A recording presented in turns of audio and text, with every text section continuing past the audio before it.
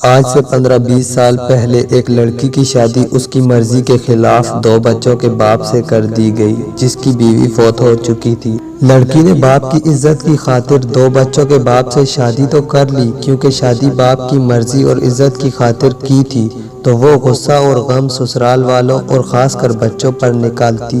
شوہر اپنا گھر بچانے کی خاطر کہ کہیں لوگ یہ نہ کہتے کہ پہلی بیوی مر گئی اور دوسری بیوی کو چھوڑ دیا، اس لیے اس کی باتیں اور بکواس سنتا اور سر جھکا کر کام پر چلا جاتا۔ پچھلے 10-15 سال سے یہی سلسلہ چل رہا تھا۔ بچے عورت کی شکل دیکھنا بھی گوارا نہیں کرتے۔ اب اس عورت کے اپنے بچے بھی ہیں، لیکن کیونکہ اس کو بولنے کی عادت بن چکی ہے تو جو منہ میں آتا ہے اپنے بچوں کو، اپنے سسرال کو، یہاں تک کہ اپنے باپ کو بھی بکنا شروع کر دیتی ہے۔ کیونکہ وہ بچے اور عورت کے اپنے بچے اب ذہنی مریض ہیں، تو اب سوال یہ ہے کہ اس میں قصور کس کا ہے؟